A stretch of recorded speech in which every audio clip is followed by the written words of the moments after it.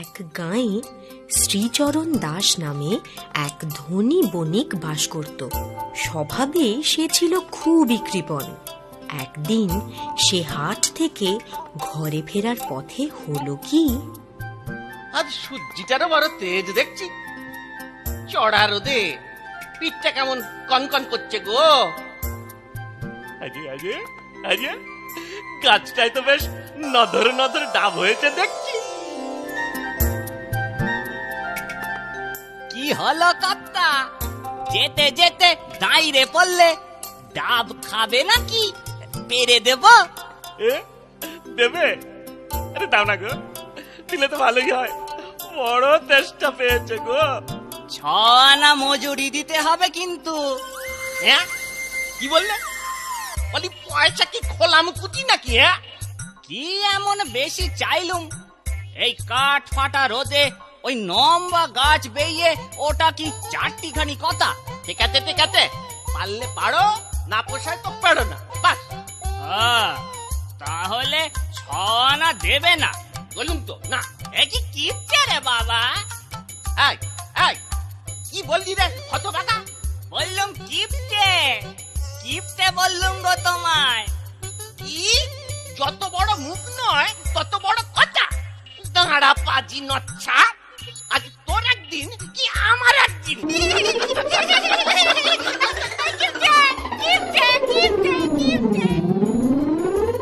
কত বড় সাহস, আমায় বলে কিপটে?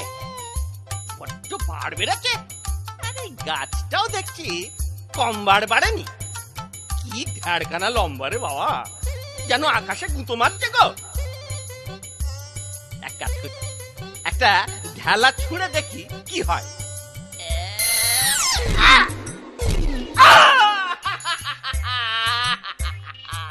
ও মা গো, ও বাবা গো। না না না, এবার আমি নিজেই গাছে উঠবো। সেই ছেলেবেলায় কত গাছ বেয়েছি।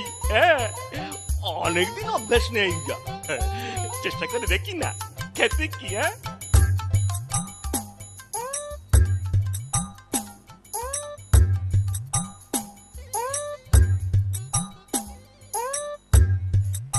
এই তো গাছে উঠেছি, তবে শুধু শুধু ওই বেটাকে আমি তেল দিচ্ছিলাম।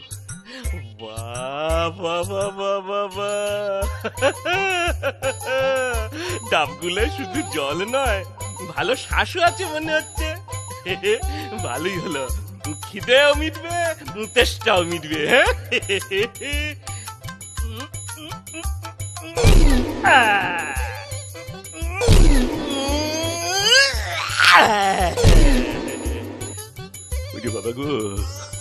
বাবা গো, নিচের দিকে তাকালে মাথাটা আমার কেমন বনবন বনবন করে ঘুরতেছে গো। শেষমেশ পড়ে গিয়ে বেঘরে আমার পরানটা যাবে না তো। মা বিপত্তারিণী গো, রক্ষা করো মা। প্রাণে বেঁচে যদি মাটিতে নামতে পারি তো 101 জন ব্রাহ্মণ ভোজন করাবো আমি। হ্যাঁ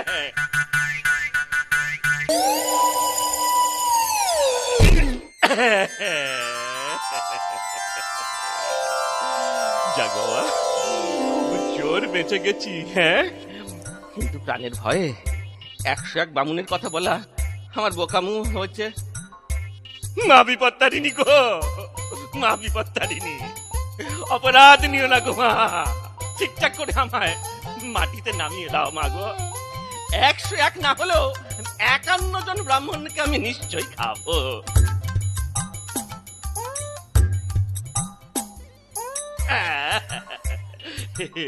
এই তো অনেকখানি নেমে এসেছি। এখন যদি মাটিতে পড়ি তবে প্রাণে মরার ভয় বোধহয় নেই। বড় জোর আমার হাত পাগুলো একটু ভাঙেই যা। কিন্তু ভয় পেয়ে গিয়ে যা মানত করলাম তা বড় বেশি হয়ে গেছে। গাছে থাকতে থাকতেই ভুলটা মায়ের কাছে শুধরে নেই। হে বিপত্তারিণী মা, আমার অপরাধ তুমি নিও না মাগো। আমি আমার মানত নিশ্চয়ই রাখবো, তবে 51 জন নয় মাগো, এই 11 জন ব্রাহ্মণকে আমি নিশ্চয়ই খাবো মাগো। বাবা, বাঁচলাম। কি ডাবগুলো তো সব ফেটে চৌচির হয়ে গেছে গো। কি আহাম্মকের কাজ করলুম রে বাবা, এখন শুধু শ্বাস খেয়েই সন্তুষ্ট থাকতে হবে আমায়। এদিকে এদিকে মানত করলাম 11 জন ব্রাহ্মণ ভোজন করাবো। ছি ছি ছি ছি ছি ছি ছি, যাহা লোকসান হয়ে গেল গো। কিন্তু মানত যখন করেছি রাখতেই হবে, সে বামুন খাওয়ালেই তো হলো। তার 11 জনই হোক আর 1 জনই হোক। বিপদ তারিণী মাগো, এই শেষবারের মতো তোমায় বলছি গো, আমার কথার কোনো নড়চড় হবে না গো। শুধু শুধু একটু শুদ্ধ নিতে চাই, মানে 1 জন ব্রাহ্মণ ভোজনের ব্যবস্থা আমি করবই করবো। হ্যাঁ হ্যাঁ মাগো, আমায় ভুল বুঝে না মা, না বিপদ তারিণী গো, তোমার অশেষ করুণা মা।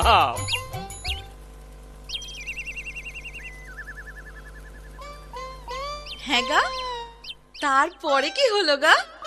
কি আর হবে গা, লোভে পড়ে কি বোকামনটাই না আমি করলাম গো, একেবারে ডাহা লোকসান হয়ে গেল গো। তুমি পরাণে বেঁচেছো, সেটাও বা কম কি বলো? তা যা বললে, যাক ওসব লাভ লোকসানের কথা এখন যাক। এবার মানত রাখতে কাকে খেতে বলি বলো তো গিন্নি? আমি বলি কি, আমাদের ঘরের কাছেই তো নিবারণ চক্রবর্তী থাকে, তাকেই বলো না। তুমি খেপেছ গিন্নি, নিবারণ চক্রবর্তী হলো এক মহাপেটু, একটা গোটা পাটা একা খায়।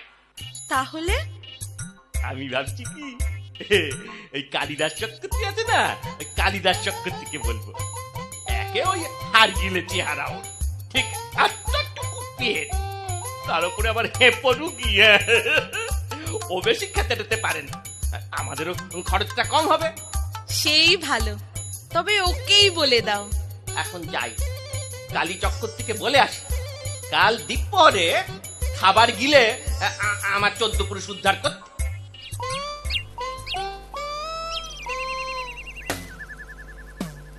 চরণ দাস, আমার ভিটেতে হঠাৎ কি মনে করে?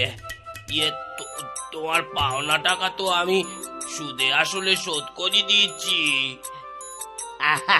না না না না, ওসব কিছু নয়, ওসব কিছু নয় গো। কাল দ্বীপহরে আমার কুটিরে আপনাকে একটু নেমন্তন্ন। কি উপলক্ষে নিমন্ত্রণ? তুমি কি দ্বিতীয়বার বিবাহ করছো নাকি? কি যে বলেন পণ্ডিত মশাই, একজনকে খাওয়াতে পড়াতে এত খরচ, আবার আর 1 জন। আমি মা বিপত্তারিণীর কাছে মানত করেছিলাম তো, তাই। ব্রাহ্মণ ভোজন, তা কজন? এই সব মিলিয়ে 1 জন গো। 1 জন? ঠিক আছে, কাল আমি সময় মতো পৌঁছে যাব।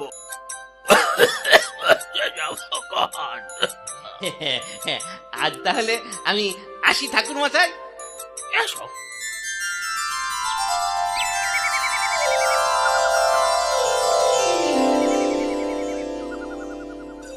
গিন্নি, ও গিন্নি, তোমার রান্নার যা যা দরকার জোগাড় করে দিয়েছি, এবার আমি হাটে যাচ্ছি, কেমন?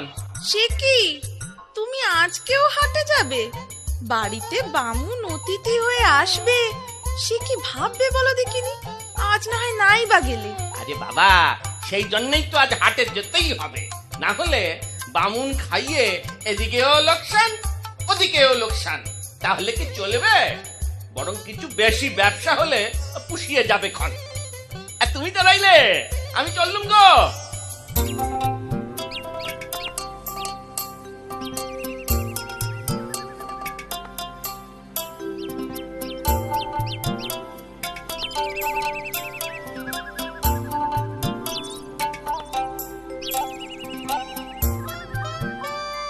আরে, আমাকে দুপুরবেলা খেতে বলে চরণ বণিক হনহনিয়ে চললো কোথায়?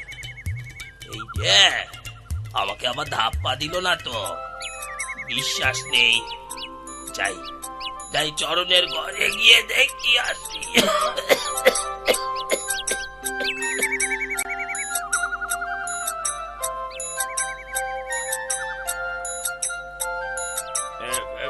বৌমা, বৌমা। আসুন আসুন আসুন ঠাকুর মশাই, আসুন বসুন। ব্যস্ত হইও না বৌমা, আমি এখন বসবো না। চরণকে হনহনিয়ে যেতে দেখলাম, আমাকে দুপুর বেলা খেতে বলে গেল কোথায়? আসলে উনি গেছেন একটা জরুরি প্রয়োজনে। আপনি কিচ্ছুটি ভাববেন না, আমি তো আছি। আপনার যত্নের কোনো ত্রুটি হবে না। সে আমি জানি জানি, তা সব নিয়ম কানুন জানো তো? বামুন ভোজনের অনেক আচার বিচার আছে কি না? আচার? হ্যাঁ। না, আচার তো নেই। হ্যাঁ? চালটা টক করবো ভাবছিলাম। আরে না না, আমি সে আচারের কথা বলিনি কো। এই ধরো ব্রাহ্মণ ভোজন করালে কমপক্ষে 7 পদ তো রান্না করতেই হবে। এছাড়া 9 রকম ভাজা ভুজি, খাবার সময় প্রণামী, খেয়ে যাবার সময় দক্ষিণে। এসব তো চাই চাই, না হলে ঘরের অকল্যাণ হবে যে। আমি তো এর আগে কোনো বামুন ভোজনের আয়োজন করিনি, তা আপনি যেমনটি বলবেন তেমনটি করব। আমি তাহলে এখন যাই, স্নান সেরে নিত্য পুজো আহ্নিক সেরে আসি গিয়ে। ও ও ও হ্যাঁ, একটা কথা, প্রণামী আর দক্ষিণে সোনার মোহর দিতে ভুলো না কিন্তু।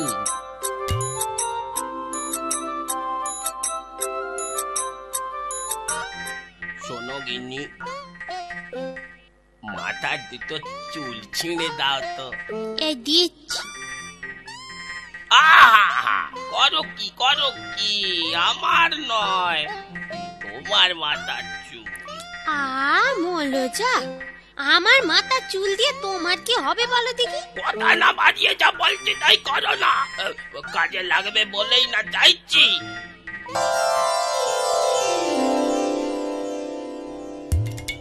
বাহ, খাসা রেঁধেছো বৌমা, এটা কিসের টক বানিয়েছো?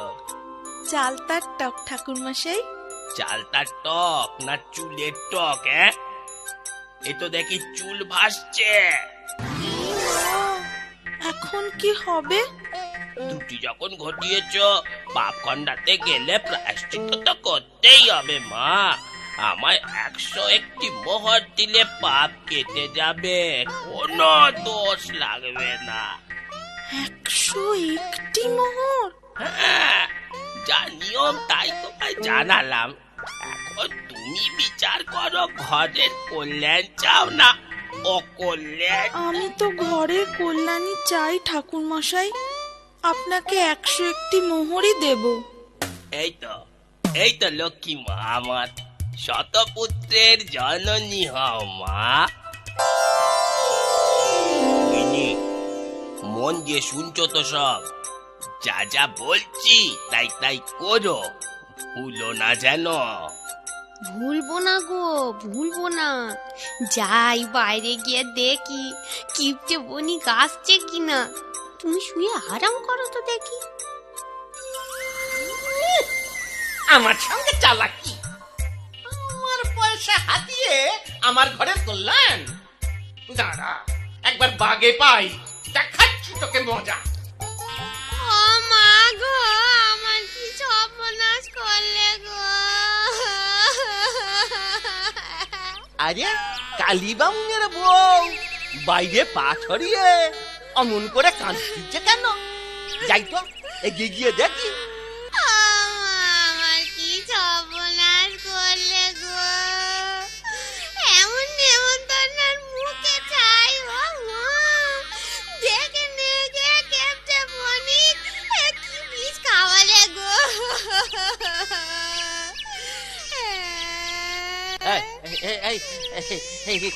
কি হয়েছে কি বামুনের? আর কি হয়েছে, আপনার বাড়ি থেকে ফিরে রক্ত বমি করে ঘরে আধমরা হয়ে শুয়ে আছে গো। চেঁচিও না, লোকে শুনতে পাবে। শুনুক, লোকে শুনুক আপনার কুকীর্তি। বামুনের কিছু হলে আপনি প্রাণে বাঁচবেন ভেবেছেন? সেটি হবে না, আমি রাজার কাছে নালিশ জানাবো, আপনাকে শুলে চড়াবো। সে চড়িয়ক্ষণ, কিন্তু বদ্যি না দেখে কাঁদলে পরে কি চলবে? এ তো দেশে বদ্যির কাজ নয়, রাজ বদ্যির কাজ। সে তো অনেক খরচ। কাঁদে না, কাঁদে না, কাঁদে না, ছাড় ছাড় ছাড়। এই নাও, দুটো মোহন নাও, রাজবদ্যি ডাকো। দুটো মোহরে কাজ হলে কি আমি আর পা ছড়িয়ে কাঁদুম? কম করে 200 মোহর লাগবে। 200 মোহর? হ্যাঁ, 200 মোহর। 200 মোহর? 200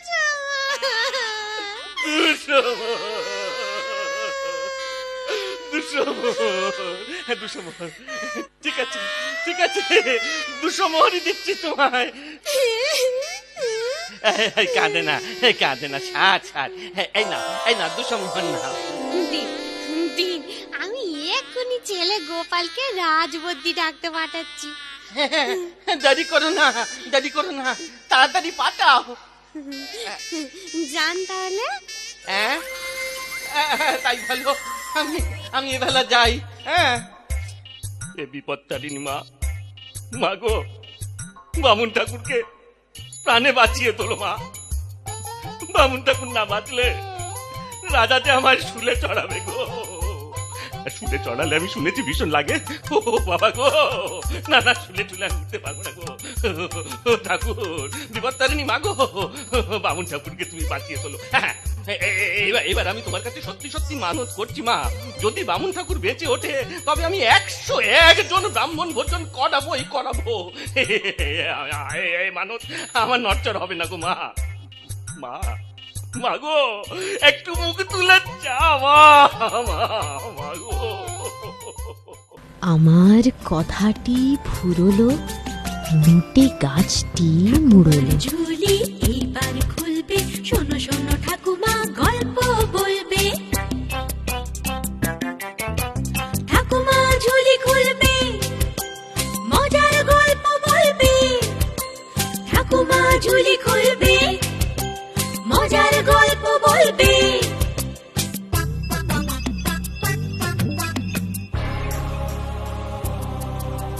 গা ছমছম, কি হয় কি হয়, কখনো মজার কখনো বা ভয়। গা ছমছম, কি হয় কি হয়, কখনো মজার কখনো বা ভয়। পশু পাখি রাজা রানী ভূত